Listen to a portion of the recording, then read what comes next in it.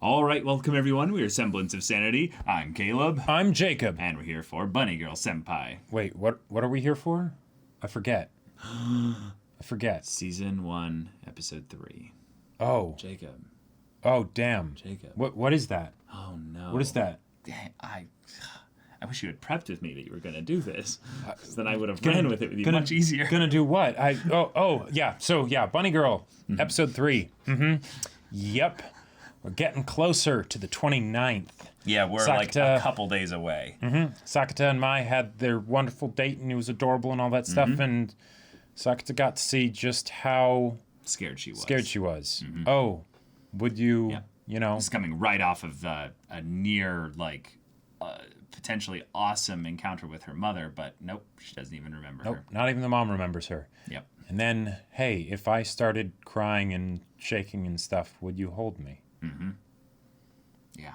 And then, of course, there's also things like, I can last a whole day on the sound of the shower alone. Yeah, the banter that they had in the last episode was really good, but it ended on a really sad and sweet note in that he's going to do what he can to be there for her, but we know how this goes because we've seen the beginning, which is later from now. Yeah. So, y'all, without further ado, let's get into this. All right, everyone, now be sure to go check out the reaction portion of the video in the description below, then come back here for the discussion.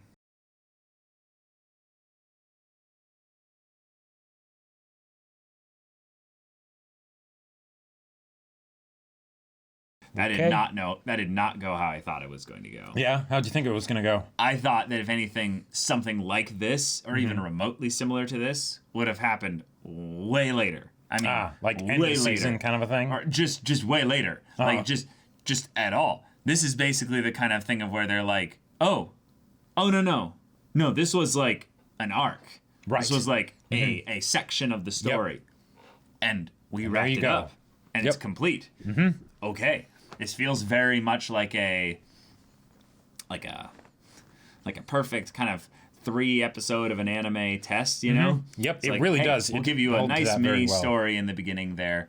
And, you know, given that little bit at the end there where it was like, and the next thing will be focused on, like, Laplace Devil or something. It's like, okay, so this is very much something where they're very much trying to be like Monogatari. Yes. And take a... you know, a character that is a girl with a problem. New phenomena and whatnot. And deal with her problem in some way. But then you've got the main character set up with the main girl, you know, with the, you know, love confession and all that stuff. And yeah. The part that I'm just really surprised by was how totally resolved it seems to be. Right. Yeah. And yet there were stakes put at the end of, you know, still say it every day just in case, you know. Because if you don't, I'll assume you've changed your mind. Changed your mind, yeah. Right.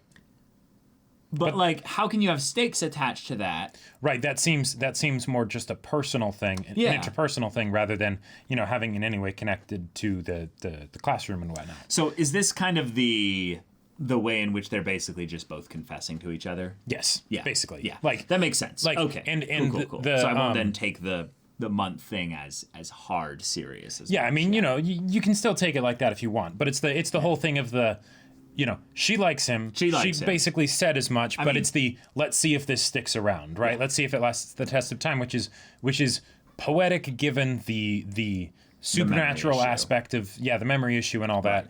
And I like this show.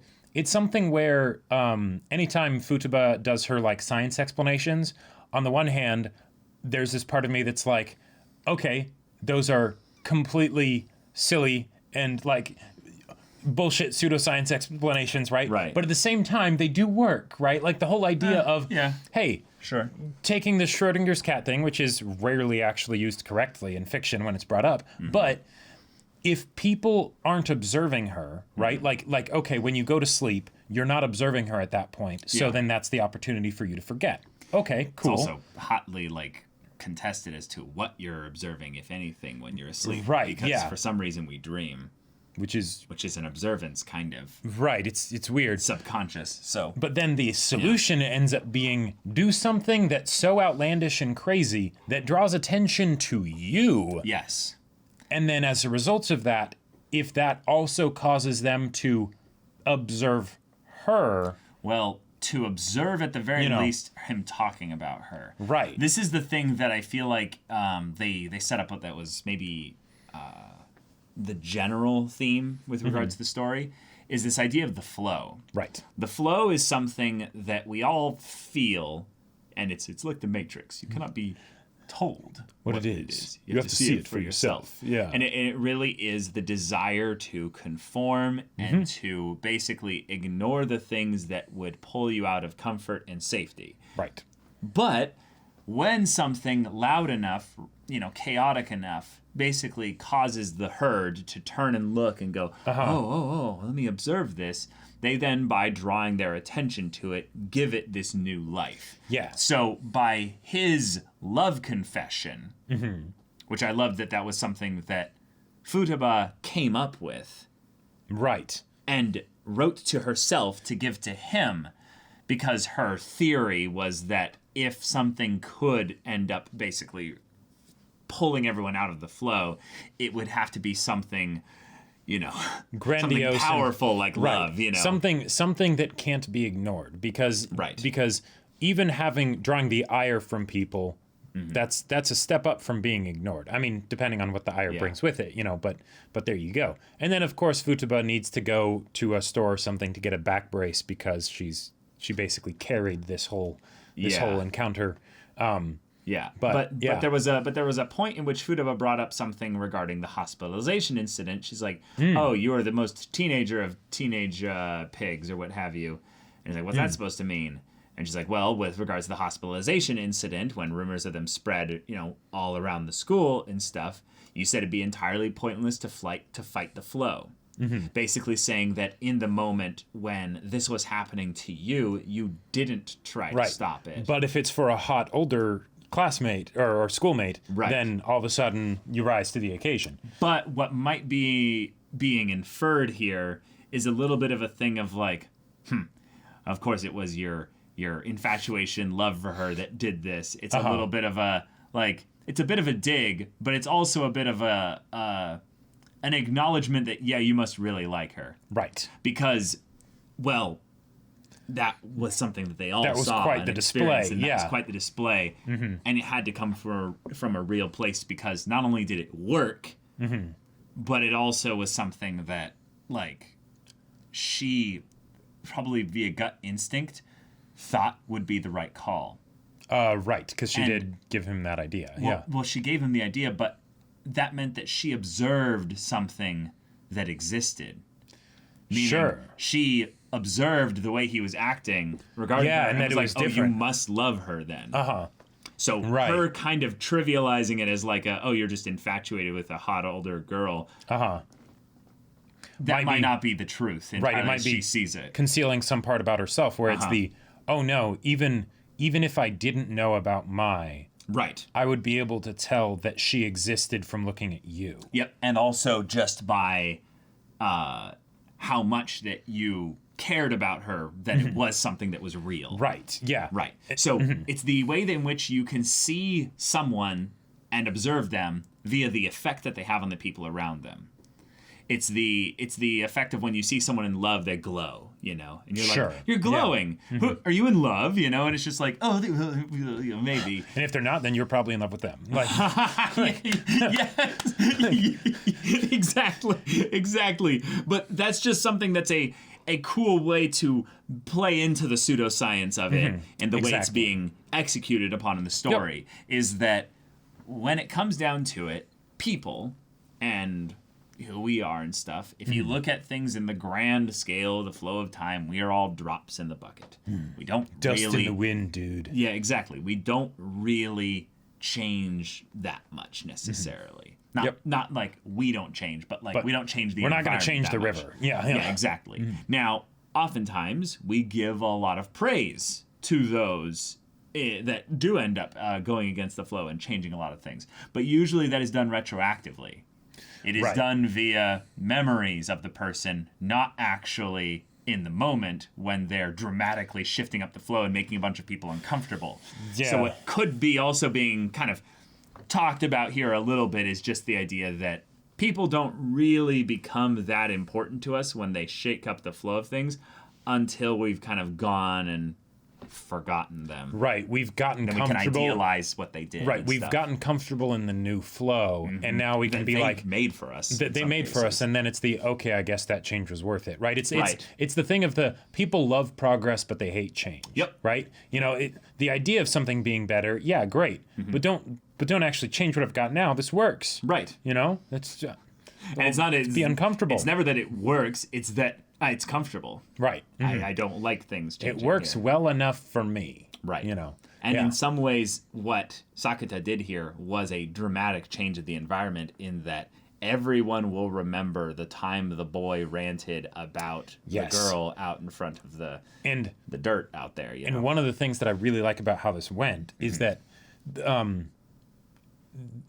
it could be easy to look at what Sakata did as he solved her problem, but the problem was something that she originally had on the inside. Was that truly addressed? Except that after he does his whole loud declaration and everything, right? Which, you know, I could see, like, you could see that as maybe giving her the chance of people observing her, right? Sure. But who knows if it'll last. But then she shouts out, nah, and all that shit you were saying about Sakata? Yes. She does basically the reverse thing. The exact same thing. You know, it's all hogwash, right? People will now also remember her because of the thing that she did, right? So I just, I like the, you know, it rhymes. I am going to be blown away though if this show, because how many episodes are left? Believe like 9 or something. 9, yeah. I think it's a 13 episode show. Yeah. If they actually give us a relationship over the course of time, like, I mean, I'll just say like you're taking inspiration from Monogatari, but there's no way you're gonna end up pulling off anything close to Senjugahara Araragi. just saying. Well, yeah, it's the whole thing. And to anyone who wants to like look at the show and like, yes, there are similarities to Monogatari, but it's its own thing. This is not Monogatari. It's not supposed to be Monogatari. It's very different. Is it inspired by it? Totally. You know, but I am very excited to see what their brand of relationship is moving forward, especially since it seems like they're not going to have to worry about him forgetting her. Right. Except that it could very well be a thing that they end up having to deal with memory issues and stuff like that later. Yeah. I really don't want to, though. I really just like the idea that we just got a really happy ending right now in episode 3, and it's like, okay, next episodes we're gonna help someone else out, and maybe we can help them together. Sure. You know, like, eventually we can help, you know, Kaida, his sister. Wouldn't that be great? Like, wouldn't that be awesome? Wouldn't that be great? Like, But I am very, very happy to be just so wrong about the way I thought this was going to go. Right? Like, this was very, very, very emotionally just satisfying. Once I watched this episode, it was one of those moments where I was like, shit. Because up till then, I had been watching it and been being... Well, I'd been pleasantly surprised by the stuff that I saw. But it was at this point where I was like, damn it, this actually would make for a good reaction. Well, but in for a penny, in for a pound. I guess I'll just finish the whole thing because, you know, it's got Bunny Girl in the title, and I've already seen the first 3 episodes. This, you know, big like story, like introduction twist, and everything, and yeah. But it's super misleading title. Like, you know, I mean, well, it doesn't have to be. It doesn't have to be. That's true. They could have many more scenes potentially that involve the Bunny Girl costume, if you know what I mean. No, I think it's more that the idea that he'll never forget her because of that moment. Right. But it's that what other memories will they make together because of that moment? Yep. And you can bet that this rascal will be dreaming about his Bunny Girl senpai. Well, I was going to bring up the idea that he doesn't have to dream anymore. Almost like he's in a waking dream? Well, no, it's just going to be, she's going to be right there just with him. It's why do you have to dream about her when you have her right there? It's just, this is really sweet, and I really like it. But then at the same time, the whole idea of it being, like, it beginning with a Bunny Girl outfit, and it's like, if you think about it, that did have a part to play, right? Mm-hmm. In that, what kind of horny high schooler could possibly forget seeing, hot older girl in a library just walk past in a bunny girl outfit? It's like, wait, hold on. Whoa. And then, oh yeah, it all revolves around make sure you remember her, and then, getting like the bit with the test and the, okay. I forget what the specific word was. Guarantee. Yeah. And then then all of a sudden everything starts to flash back, and it's like, well, it's like a part of that because of the bunny girl outfit. Who knows? It could have been. It's like those little moments where you have like something really like sweet or endearing happen, and it doesn't necessarily lead to anything like big changing wise after that. But it's just like, those little moments where you're like, that's locked in. Yep. Somehow that became a long-term memory, and it survives all the other stuff, the things that the flow kind of takes you through. Because I remember multiple times when I was growing up, there'd be like little things that would happen where it wouldn't even be that there would be like some dramatic like bunny girl equivalent thing to something that's no big deal. Something that's no big deal, but it was like the light hit a certain way, the sounds were a certain way, the smells were a certain way, and long-term memory. Like one of mine is, I remember watching fireworks at one point, and I was doing the whole like squat on a rock kind of thing, like by a lake, and then the fireworks are going up there above the lake and stuff. And I ended up adjusting to sit because I was like, my legs were getting tired from squatting there. And just the pain of my legs kind of being like, oh, I have to sit down, but it's a hard rock and stuff. And I put my hand out to support myself, and I touched the girl's hand that I'm sitting next to there. And we both just had this moment where we just looked at each other, and the light exposed the faces. And it was just like, that's long-term memory. Yeah, that'll do it. Nothing happened there. Nothing at all. Nothing. But just that moment, I'll never forget it, because it was both the moment where you're just like, huh? Like, so it's just, you can have so many things that become powerful memories because it's not just someone going against the flow in some dramatic way. It can be something as small or as simple as just the way something looks, smells, sounds, whatever. I'll use a quote that is not like, this isn't the perfect time for the quote, but it's those no big deal things that matter the most. You like the quote, so I use it as much as you want. I really like that quote. Yeah.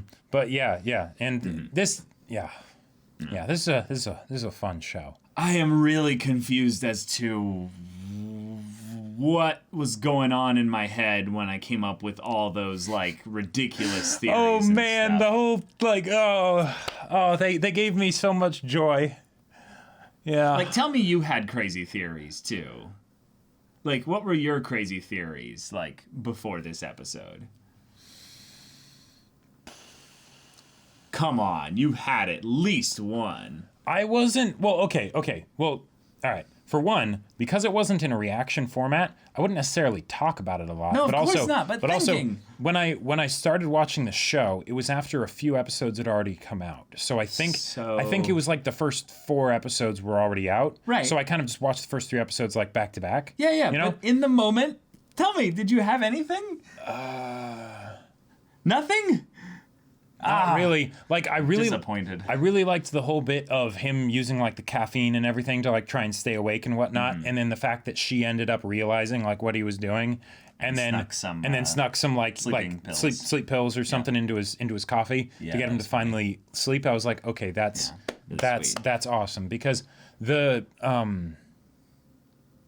if anything, I went into it looking to just sort of be entertained as kind of like a ha-ha bunny girl show, all right? Right. And then being like, I really like this. Yeah, this is good. This is really because good, the way they set up her fear about the whole idea of being completely cut off from everyone, and it's such a specific thing because it could only happen truly in this way because of the supernatural aspects. Right. But because of that, I don't think it's something that we as people necessarily think about that much, right? Like I think all the time about like, long drops, right? Like, like scary heights and things like that, right? And that might be something that I get scared of easily because that occupies my mind. Sure. But suddenly just disappearing from existence like that, from people's perceptions, that's not something that I would really think of.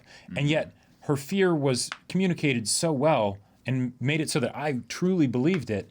And then she makes the sacrifice of, it's okay. Yeah. Message received. I know that you care about me a lot and that you were really trying to do the impossible because eventually you're going to have to sleep, right? Yep. You can't stay up forever. And thanks. It meant a lot, but rest now. Yeah. That was, Yeah, I think what I'm just really proud of this show for doing, though, is not focusing on all of the side characters that they've had in the OP and stuff like that. It's probably because their storylines haven't really been, given their eventual focus yet. But it's something where I was able to attach myself really quickly to the main two characters. Because we got focus. Because we got in-depth, very in-depth, immersion specific, with these characters. Yeah. Focus. Yep. And it wasn't just their banter. It wasn't just the gimmicks or the comedy. It was the quieter stuff as well. I really felt that. So when he's screaming his head off here, that was the moment of where I'm like, hey, it's a great effort, buddy. And it was when she came, came back, and I was like, oh, okay, well, good, okay. They can see each other again. But that's like a thing of where I'm like, okay, he's still going to be the delusional kid that talks to no one who's no one and there. He's okay with that. And then it says, what is Sakurajima Senpai or whatever, I'm just like, ah! Yeah. And then the teacher that comes down is like, hey, you too. And it's just like, never has a single word that's just casually thrown into a sentence. Right? Just packed so much punch. That was really wonderful. But okay, this feels like the end of a mini arc here. So now it's just what will be their relationship moving forward. Yep. And damn it, will I have to share these characters with other side characters? Right, exactly. I'm now like, okay, so now we're going to introduce a side character and give them the extra bit of focus here, which was the character that kind of got that little bit of there at the end, the one that in the previous episode called him a hentai. And, all right, now kick me in the butt to make sure that we're even, Okay. Okay, all right. I had a similar reaction. I'm just like, I'll brace myself. I could very much find myself liking her character, but there's no way I'm going to like her character as much as mine. However, I am a very I see you're a man conscientious person in that I will give her a fair shot. Yep, and this is one of the reasons why I felt like I was able to appreciate this show a lot more after watching Monogatari. Oh, okay. Because then when I watched this show, I loved the first 3 episodes and how it set up Mai and Sakata so much that the whole concept of bringing in other characters' story, shifting focus, or just expanding the cast so it's more than 2 or 3 characters. I was like, no, don't do that. Kaida's amazing. Kaida is amazing, yes, and she was the or 3, the or 3. but because Kunami's just a potato. He's not a time-traveling potato either. He's just a regular-ass potato. We literally have nothing written for him in the notes. Because he's nothing. He's actually nothing. He is the beta male, regular-ass dude that is next to the Chad main character that just kind of goes Sakata is a bit of a Chad.